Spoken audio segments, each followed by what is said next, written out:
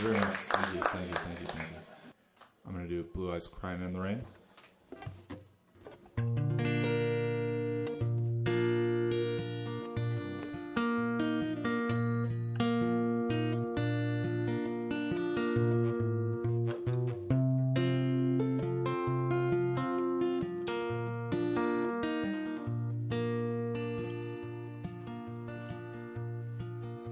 In the twilight glow I see her, blue eyes crying in the rain. When we kissed goodbye and parted, I knew we'd never meet again. Love is like a dying ember, only memories remain. Through the ages I'll remember blue eyes crying in the rain.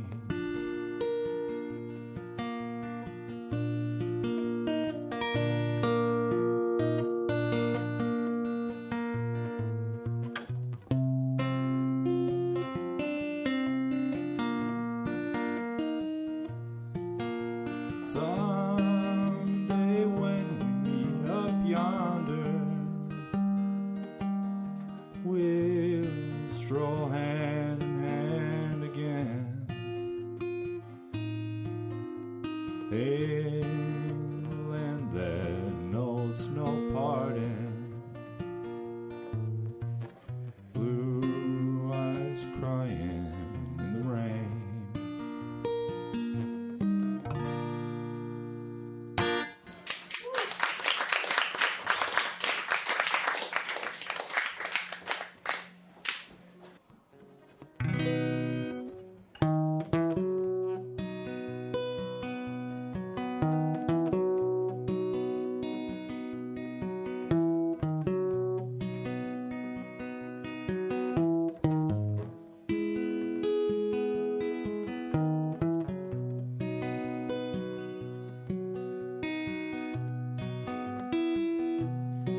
She used to work in a diner, never saw a woman look finer. I used to order just to watch her float across the floor. She grew up in a small town, she never put her roots down. Daddy kept moving, so did she. Somewhere on the desert highway, she rides a Harley Davidson, long blonde hair blowing in the wind. She's been riding half her life, the chrome and steel she rides, colliding with the very air she breathes, the air she breathes.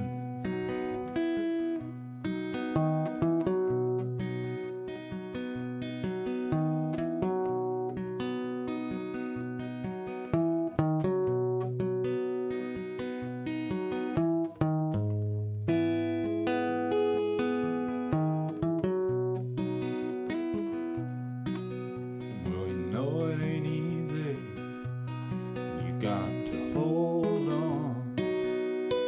She was an unknown legend in her time. Now she's raising two kids, searching for a magic kiss. She gets the faraway look in her eyes, in her eyes. And somewhere on the desert highway, she rides a Harley Davidson, long blonde hair blowing in the wind. She's been running half her life, the chrome and steel she rides,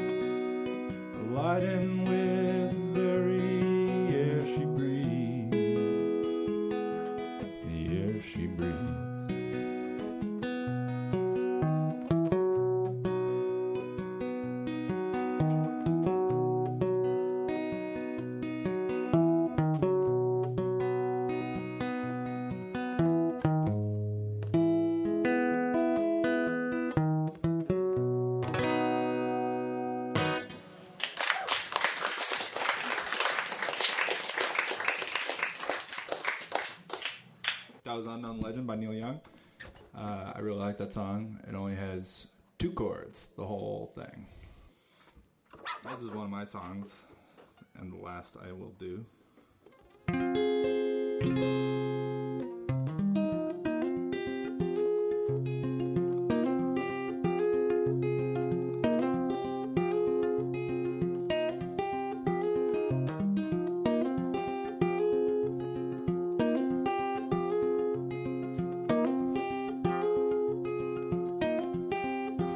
I've been telling everyone I know, when September comes I'll make my move. I'll change my email, lose my phone, I'll shave my head and buy new clothes, and let those Santa Ana winds just blow away these old computer blues that I've accrued.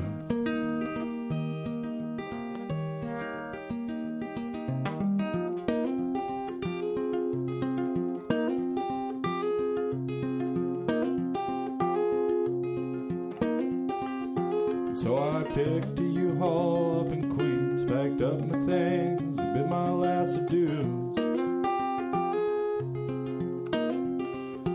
But as I drove through New Jersey, I thought that did disturb me. Maybe winter's not a season, it's a state of being. That's just being in a warmer state won't help me lose.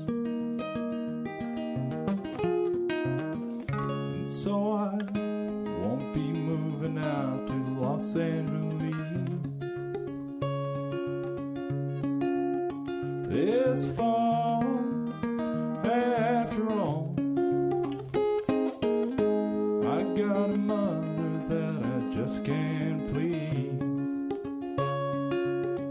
I got a lover that I just can't leave. And I signed along the dotted line and turned in my key.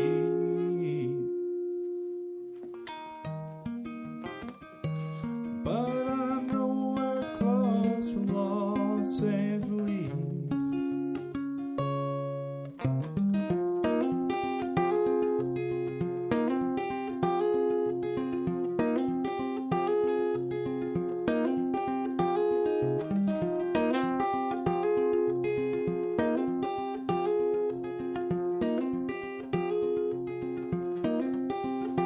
So I'm driving back to New York to the tune of California, here we come. My cat curls up in the shotgun seat and she gives one of those looks to me. It seems to say, well, that was quite the stunt you pulled, you old son of a gun. Never think about what you've done.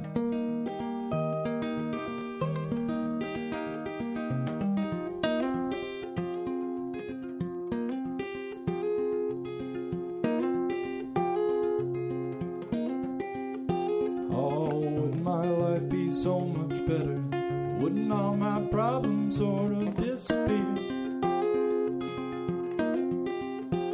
If I could find the courage now to turn this speeding dump around and drag it all behind me into the sunset, lighting up my rearview mirror, perhaps another year.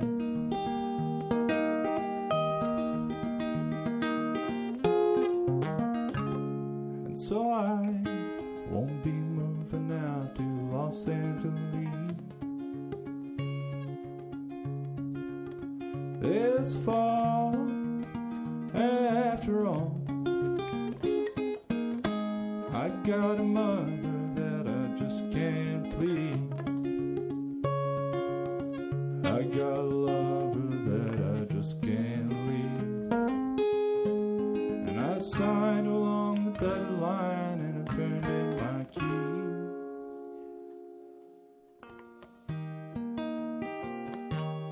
But I'm nowhere close to Los Angeles.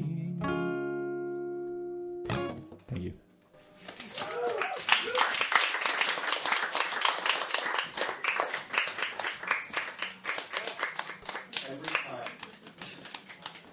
Every time we do this, have you been? Fine. Yeah. I think the last time we taped this show, I had just moved back to New York, and I was still like overdosing on the joy of socializing and being in a city where I know people. Yeah, how's that working for you? I'm starting to watch The Sopranos. I'm like finally gonna finish it. Friendship is magic, love is great. I really want to know what happens. I mean, the thing is, I know what happens because fucking everyone talked about the ending of it. What season are you on? The Steve Buscemi one.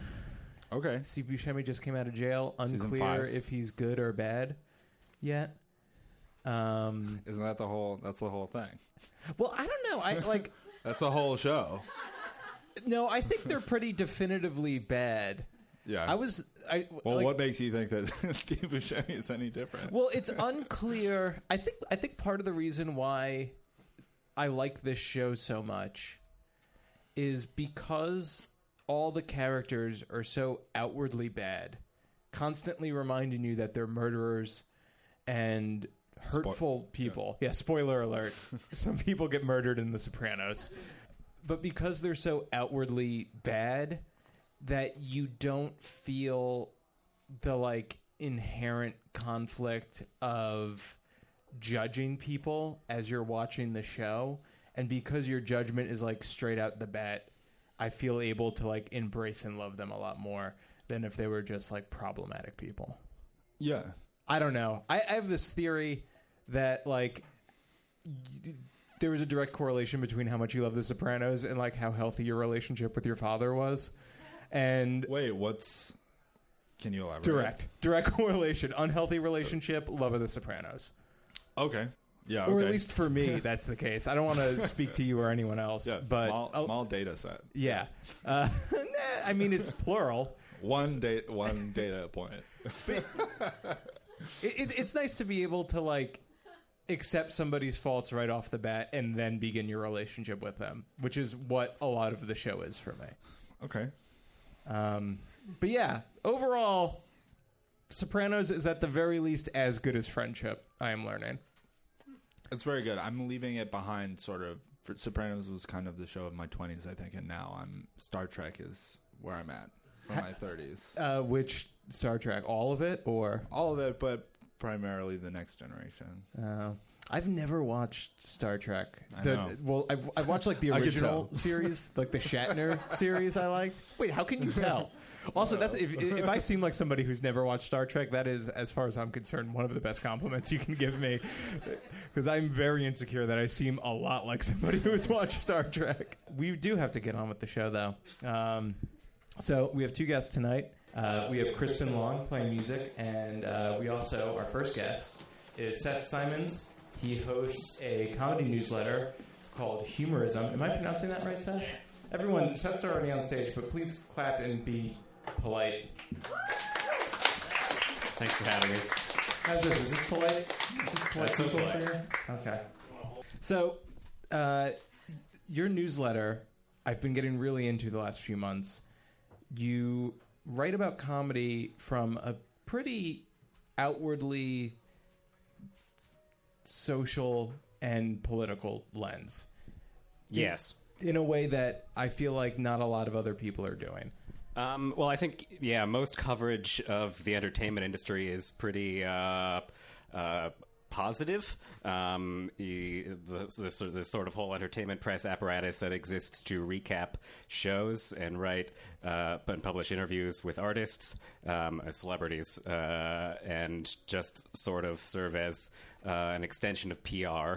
And I found early on, as a freelance journalist just writing about comedy in New York, live comedy, that it's all pretty bad. It's pretty miserable to be a comedian. Everyone's fucking you over. You don't really have to be good to be successful. You just have to sort of be relentlessly persistent. So a lot of famous comedians are people who are relentlessly persistent, but not all that good. But they get covered as though they are good because they are famous. Let me ask you a question, because I feel like before I tread deep into it, I kind of just want to get some rudimentary things yes off the bat so people understand where we're coming from.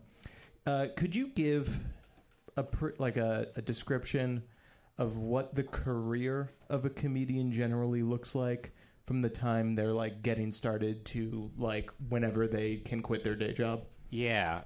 Well, there's sort of no one answer right now in 2020 because the industry is so fragmented and falling apart. But I guess if we're talking about stand-ups, you do open mics for a very long time where you're performing mostly for other comedians who don't like you, or maybe they do like you, but they're not there to see comedy. They're there to do their own stuff. And so it's not representative of the type of audience that one would be performing for as a working comedian.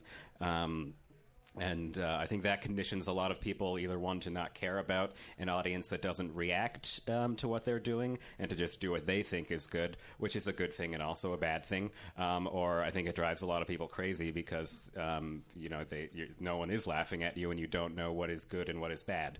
But open mics also have a very zero-sum mentality to them where you're starting off, you're new, you're mostly bad, and you're insecure.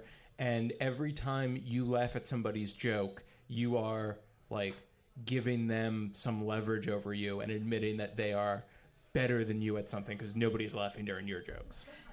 You have active self-esteem incentive to not laugh at other people's jokes. Yeah.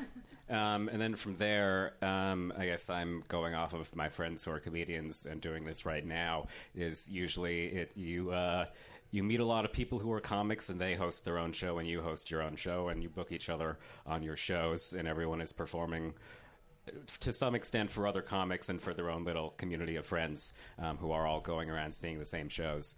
And I guess sort of the ideal is you meet people who you like working with and making things with, and you make videos, you make sketch, you make pilots, you write pilots, and I don't exactly know what the trajectory is right now because, again, the entire industry is falling apart, but, you go to general meetings with networks and hopefully maybe Comedy Central lets you make sketches for their Snapchat channel, and then their Instagram, and then they let you write a pilot for them that maybe they let you make a 10-minute sponsored content in there somewhere. Yeah, Comedy Central right now has something called the Creators Program, which is hundreds, thousands of people submit to be a group of 5 or 6 comedians who do a daily Snapchat or YouTube show and make branded content and random sketch type videos, and then maybe Comedy Central will look at your pilot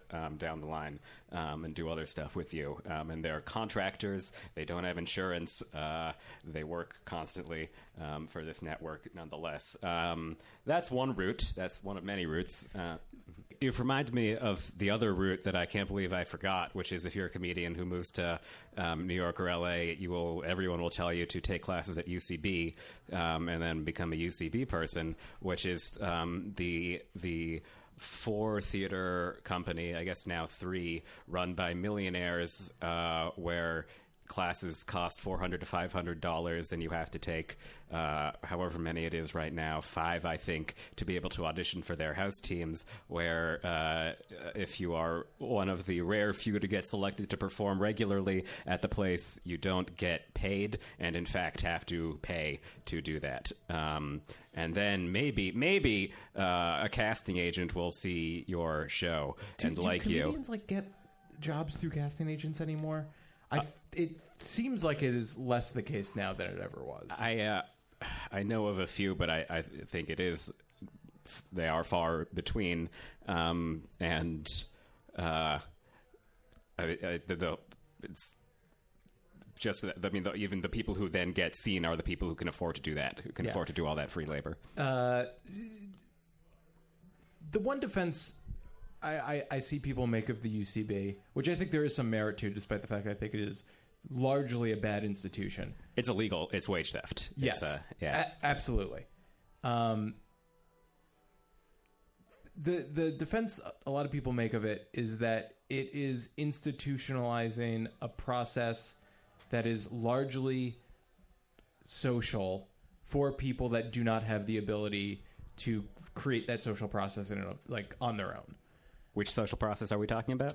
Going to open mics, finding what you were describing of finding the comedians that do something similar to you and doing your own shows and finding a community. It is basically they have outsourced community making into a thing that you can pay $450 to get access to. That is a benefit of it, and there's just no logical reason why that should not coincide with fair pay for labor. Exactly. I think yeah. You wrote an article about the UCB. I've written a couple, yeah. What is like the root of the problem? Is it people refusing to pay people, or is it people not knowing how to run a business? Well, it's two, and I think that the second one is the reason for the first one, which is it's a comedy theater founded by comedians who never really wanted to be a comedy theater or to own and run a comedy theater. They just wanted a place to do their own shit, and they've said this. I'm not characterizing. But the things that people who started the UCB have willingly said about their own business in public are astonishing. It's why I have a career. They wanted a place to do their own stuff, and it expanded much further than they were prepared for it to expand. And when they had a lot of money, they decided to spend it on real estate rather than talent, and then found themselves with 4 theaters and hundreds and thousands of people. And I guess they were not involved in day-to-day operations for years or so, they say. I think Matt Besser was more than he has admitted.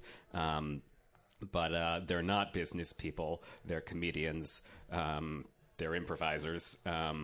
And I think also by the time they had a lot of money, that was when New York was suddenly a much more unequal and wealth stratified place than it had been maybe in the 90s. I guess I don't know enough to speak to that, but I do know that they are really naive to the cost of living, the cost of moving to New York, the cost of trying to be a comedian right now. And they really think that they give comedians something that they did not have when they were starting out, which was a space to do weird shit and teachers. And they think that's a service that they provide. They see themselves as doing a favor for all of their students. And I think don't recognize that they are perpetuating the problem of wealth inequality.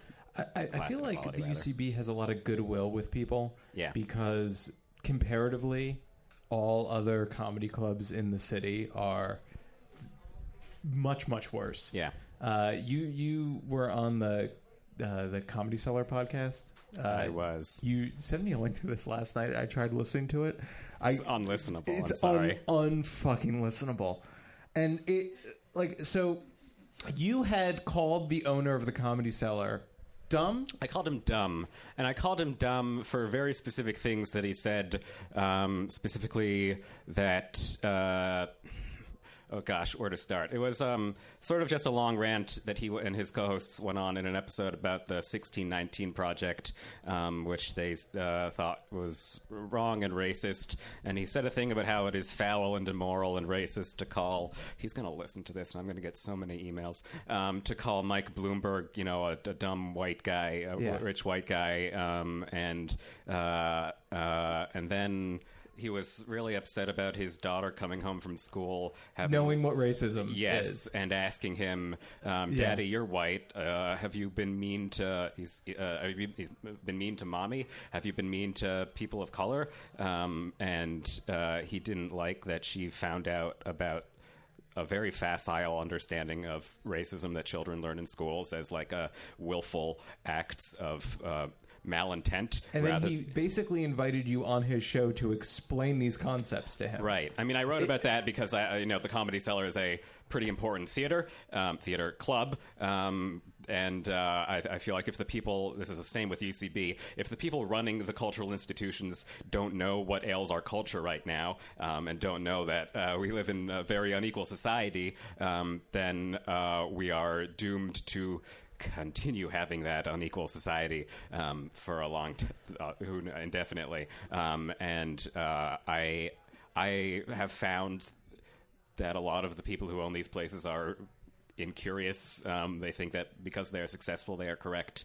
Listening to that interview was astonishing because I just couldn't get over that this man is in charge of anything, let alone anything that influences other people. Yeah, he doesn't see much comedy outside of the cellar. He doesn't really even see much comedy in the cellar. I tried to make the argument on this podcast, or as me against 5 cellar people, and then in conversations with him afterwards, that, you know, you have alt comedy, you have this whole other world of comedy that has come into existence over the last 20 years, sort of directly in response to clubs, Yes. By people who weren't welcome in clubs, who didn't feel safe in clubs, who were, you know, excluded from that whole world, which is very white, very male, very able-bodied, very cisgender, and they just didn't believe that is why this whole other ecosystem exists. It was that. I mean, I feel like I've spent a lot of time in that world and talking to people in that world, and it seems self-evident to me. And then to go into this other one where the line is just, well, you know, maybe they don't feel safe here, but just because there's that perception doesn't mean it's real. It's mind-boggling. I think, and I hope you take this as a compliment, I think out of all the people who have been on the show, you are probably the most disliked on the internet. Yeah. To summarize, for anyone listening, you had posted a video of a comedian basically giving an unedited torrent of racial slurs. I did do that. And there was basically no editorializing or even editing of the video. And That's correct. It led to this guy getting fired from Saturday Night Live. Yeah. And it is kind of snowballed since then. He's fine. Oh, yeah. I mean, he's fine. But it has kind of put you in the crosshairs of people who don't want to be reminded of unprovoked tirades of racial again, slurs. this whole other world where Shane got... Shane Gillis is the name of the comedian who got fired. He got widely dragged for saying a bunch of, again, self-evidently, I thought, awful stuff on a podcast, and then lost his job. But for that whole world we were just talking about of stand-up, of clubs, there was nothing wrong with anything he said. He was just telling jokes. He's just trying to get laughs. The line he has trotted out is that... He's not telling jokes, though. He said he was playing a character and making fun of someone who would say those things. But he's saying those things. A defense that contains some acknowledgement that the things are bad, and I can't really wrap my head around it. But again, you know, I went on the Cellar podcast and then was talking to these people afterwards who are, I'm just a boogeyman to all of them, who see nothing wrong with any of that, and that to me is sort of a terrifying thing, that this whole you know, we're talking about alt comedy, we're talking about club comedy. Alt comedy, you know, is sort of like the people trying to, or this whole world that formed outside of clubs. But the club world has gone on. It's still there. The new world did not do anything to deconstruct the old world because it was just trying to escape it. When you say they find nothing wrong with that, is that you're referring to the slurs? Is it saying slurs, or is it that a comedian said slurs? Because he admits that he thinks he's making fun of, or at least in his mind, he is making fun of the type of guy who would say this. Right. And if you watch the video, and often what these guys get in trouble for when they do get in trouble for anything is for the things they say that are basically not jokes. It is just unedited racism or sexism or transphobia. And then their defense is, I am a comedian, it is my job to say these things. Do they think that anyone should be allowed to say racist things, or do they think that comedians should not be judged for their negative thoughts and only praised for their positive thoughts? I think there's both. I think what the common line that I've run into talking to people about Shane is that, you know, emerging comedians, they have to have a space in which they can take risks, and they can say unfunny things on the way to figuring out how to say funny things. The risk being a thing that I think any nice, normal, good, reasonable person knows that you probably shouldn't say in public, and that will get you in trouble. But they think that the problem with cancel culture, and this is something Noam, the owner of the Comedy Cellar, lectured me for, is that, comedians, they make all their best work right up on the edge of the cliff. That's where all the good stuff happens. And now, because of cancel culture warriors, they're staying away from the edge. They're not saying those risky things anymore. And so all of that great comedy, it's not happening. But then there are also just the people who don't. I mean, I think a lot of the fan base for people like Shane, or for people who go to clubs, not just in New York, but across the country, I think there is a large nexus with just straight-up white nationalists. And so they think it's funny, and they think the comedians are saying the things that everyone thinks but isn't allowed to say, and that they are, good and heroes for saying that. Is the insecurity of the dude who owns the Comedy Cellar, is that cultural or material? And not that they're unrelated, because cultural being like, is he insecure that the thing he sells is no longer a thing that people want to buy, which would have material consequences? Mm-hmm. But like, what is the main insecurity? He's terrified of getting canceled. So it's material. Yeah. If he's terrified of it, why is he talking about it exclusively? Like, why, if they're insecure about this, why do they spend all their time talking about it? I think this is probably true in a different sense of the owners of UCB, is that he wants to be seen as a good person. Probably everyone wants to think that they are a good and right person, and that everyone respects them as such. And I sort of knew... Are they liberals? Noam is not. He's a pro-life Republican who... we had one email exchange where he was sending me Andrew Sullivan columns about race science that so I don't think he's liberal. Like, hey, came across this, thought you might be interested. Yeah, well, the bigger discussion was me trying to make the argument that comedy club bookings are largely white, largely male, and one could go on about all of the things that they are exclusively, and that they shouldn't be that way. And I think he believes that it just naturally shakes out that way. Which is why I had brought up alt comedy to begin with, because I think there's many, many, many, many very good comedians who are not cis white men. But good luck making that case to gatekeepers.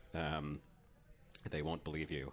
Do you think that a lot of the appeal of comedy to comedians has to do with like the power that doing comedy affords you over people?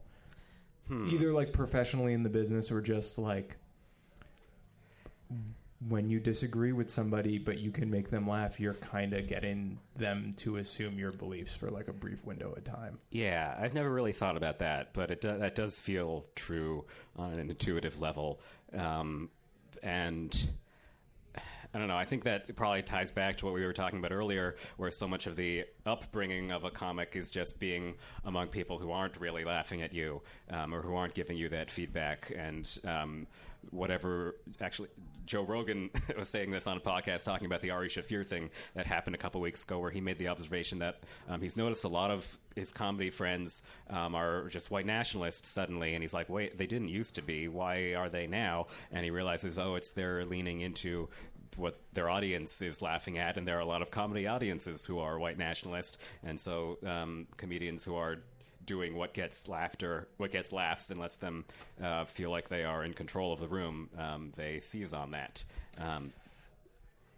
I feel like a lot of times musicians and other artists are very frustrated by the fact that their gatekeepers are not people directly in their community. Mm-hmm. But I feel like comedy is often an example of how, when the community is the gatekeeper, a lot of the times what prevails is the most toxic elements of the community. Yeah. Is that a thing that you think applies generally, or is that a very specific circumstance to like the New York and LA comedy scenes? The gatekeepers being toxic and rewarding toxicity. Letting a community be its own gatekeepers. Yeah. Creating a zero-sum game in which people's worst instincts rise to the surface. I'll answer with a story, which is that for a while, really the last year and a half, I was working on an article that is never going to see the light of day about an improv theater in Oklahoma City whose artistic director, who was also a performer in the scene, sexually harassed members of the community who she was a woman, and she had a habit, my sources alleged, of grabbing and kissing men. Thank you for preventing me from getting sued just then. What? I said thank you for preventing me from getting sued just then. Me too. I mean, I'm insured, but I don't know about you. Of grabbing and kissing male performers both in scenes and off stage in social situations after shows. And it was a small community. This was the only improv theater in town. She was the artistic director who decided who got to be on teams and in shows. And she was in troops with other leadership figures at the theater, which was a nonprofit and had a board.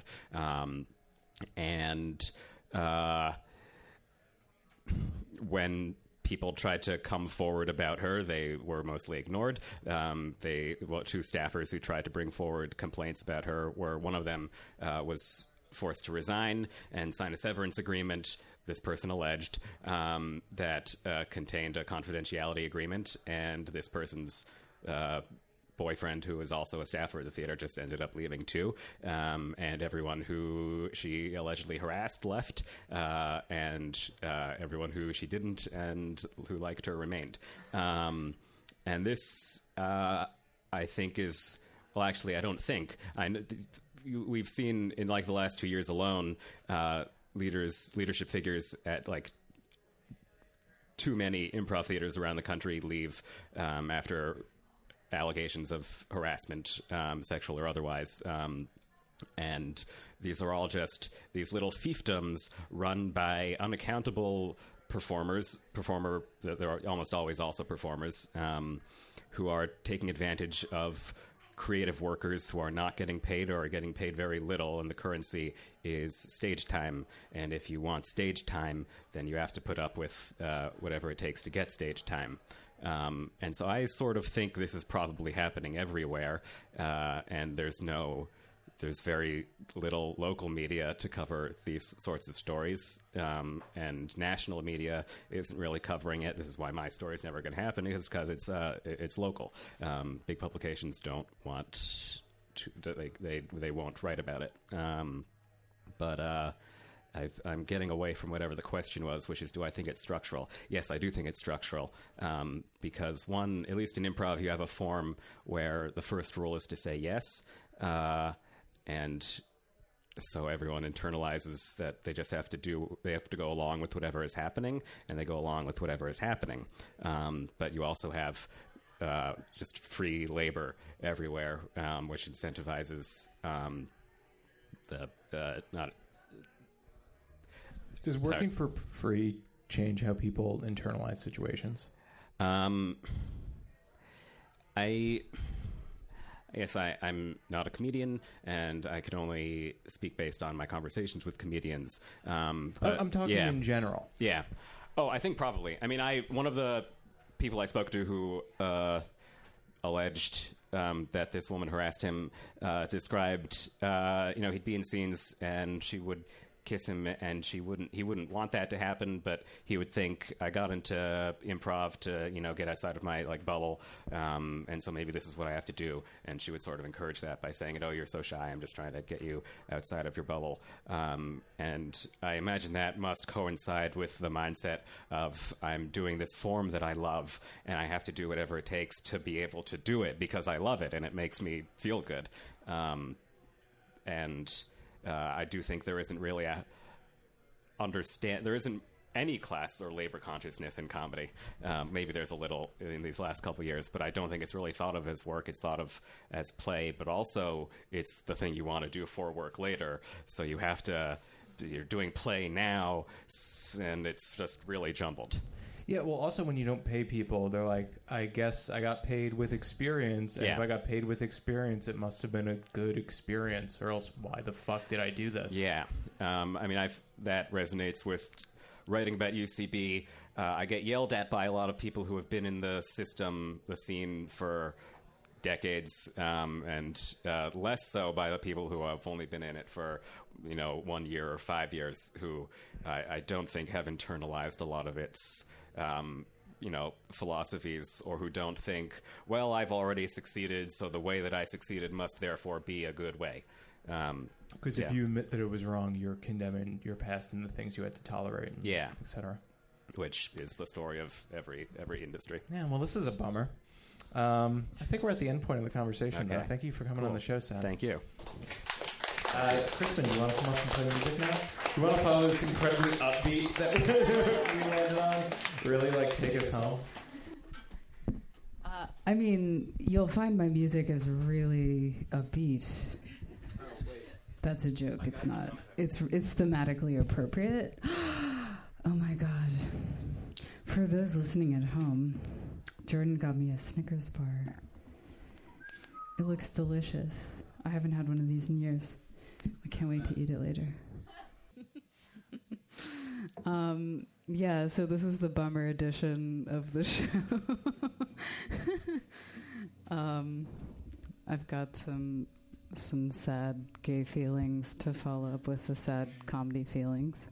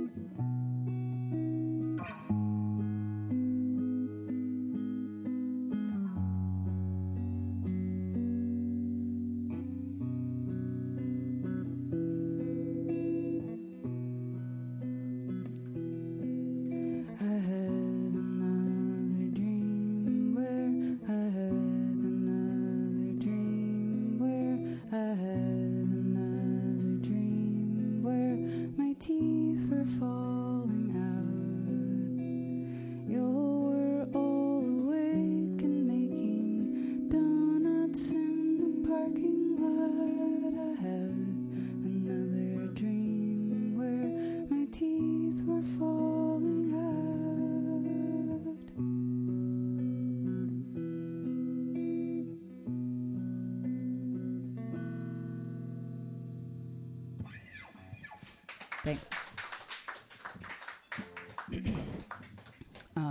This next song, it's funny. I'm not like a woman, but I didn't know that when I wrote the song, which, if you listen to it, is hilarious. You'll see what I mean.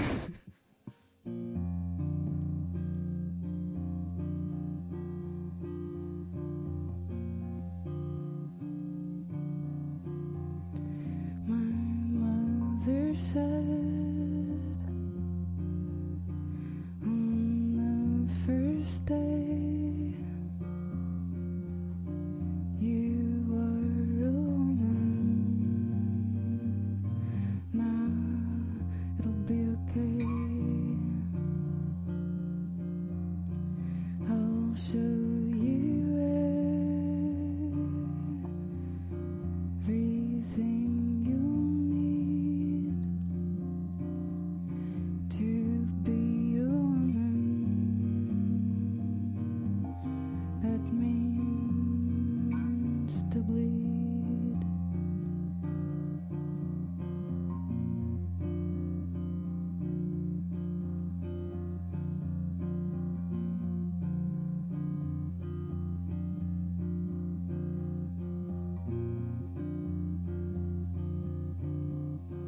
What was the sand becomes the pearl. What was the seed becomes the girl. What was the rain becomes the flood. What was the girl becomes the blood.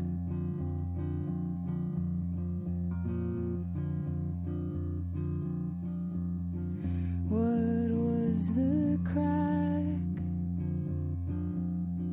becomes the wolf. What was the boy becomes the wolf. What was the want becomes the need. What was the blood becomes the seed.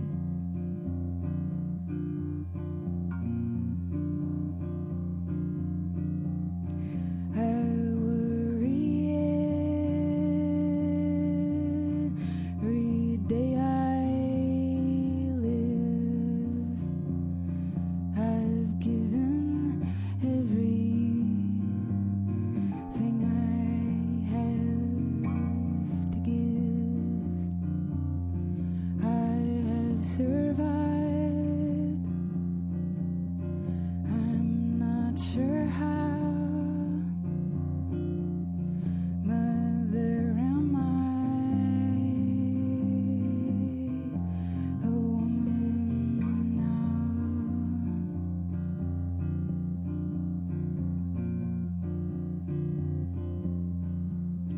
I have survived.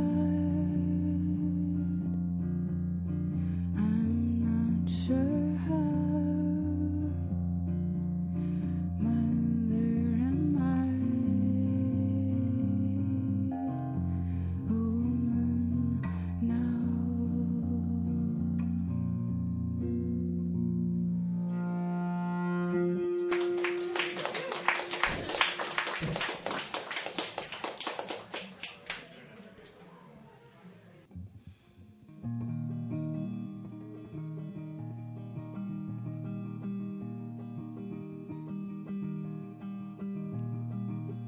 I'm not afraid of being alone. I'm more afraid of being well known. Being trapped in that cage, a wild animal tamed. They'd give me a name, and I'd bend to its shape, and maybe they'd give me away. Oh, I'm more afraid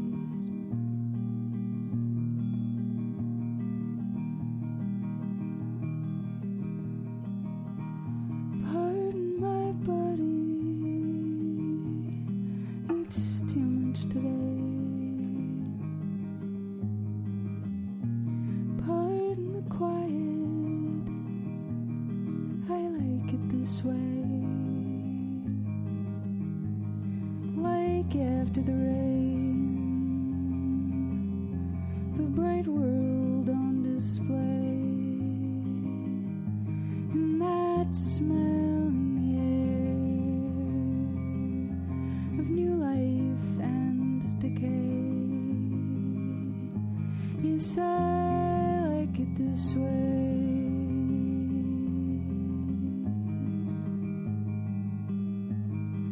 I like it this way.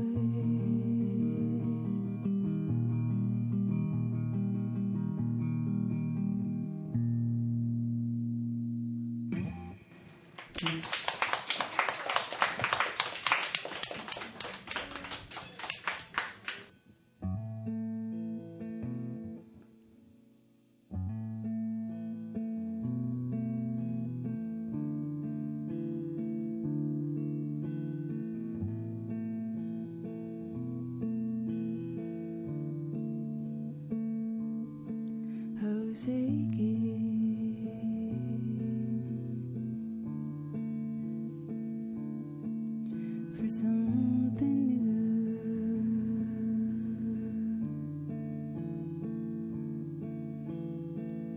I didn't know what I wanted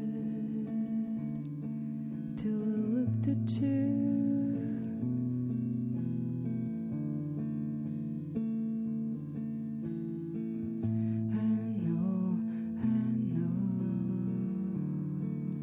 That it might not be the right move,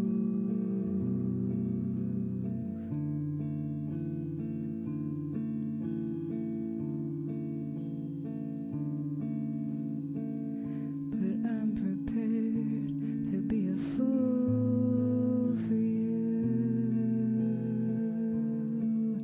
This is the summer I am not sleeping. This is the summer I remember my youth, that breath in my throat, something in me new.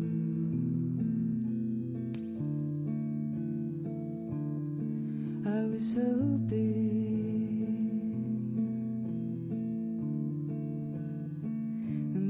I could get a handle on you,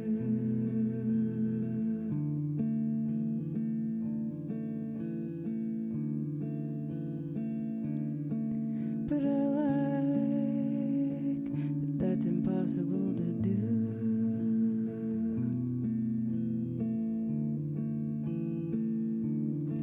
I cannot explain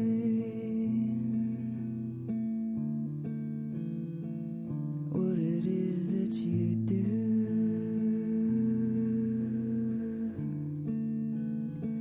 You just don't know how to move me.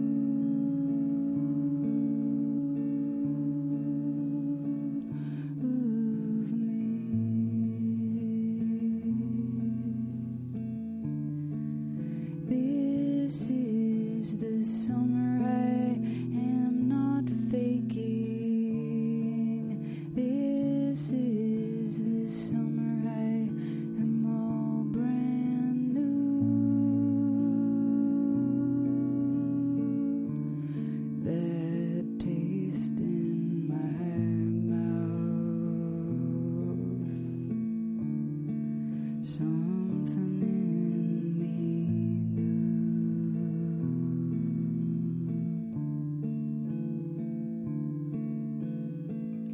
Let's go out dancing. I want to watch you twirl.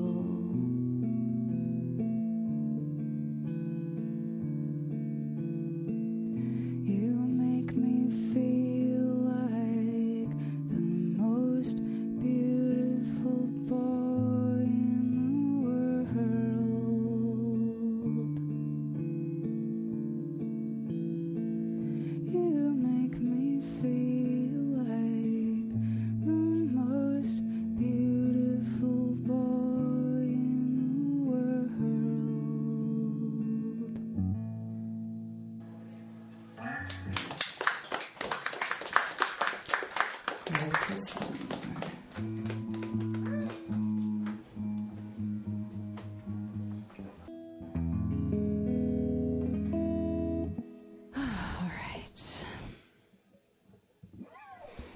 guess what this one's about? It's about more sad gay feelings. You guessed it.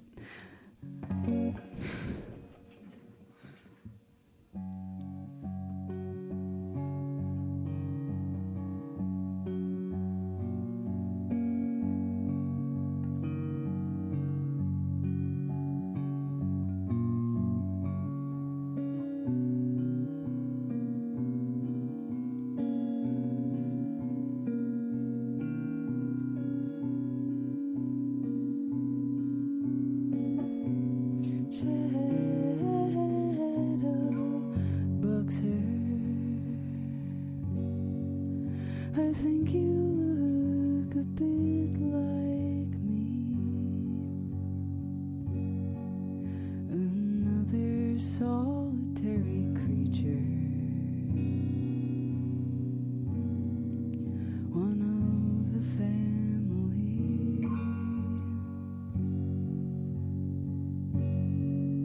You let me in when I was hungry.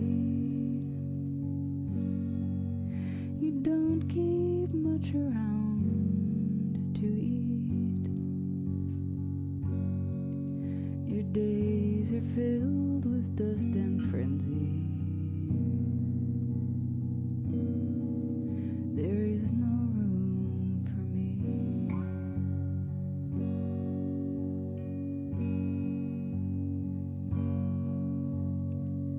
But you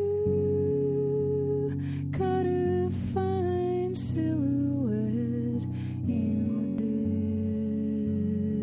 dim early light, soft and still,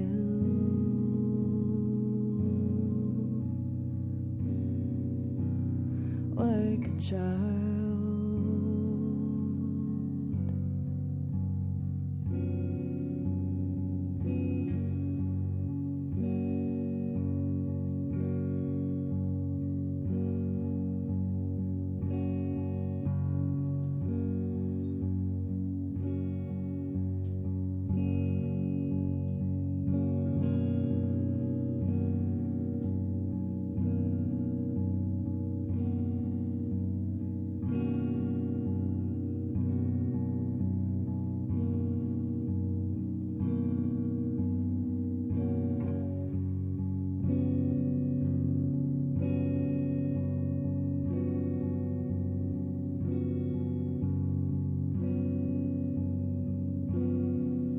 You haven't learned to tame your power.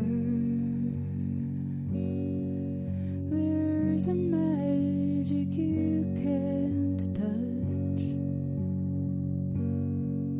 I wanted to fall down before you, but you lifted me up.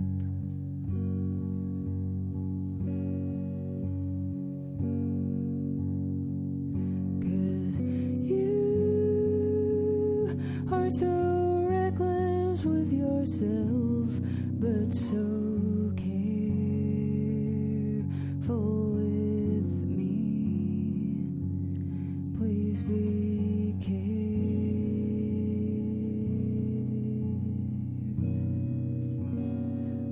with me.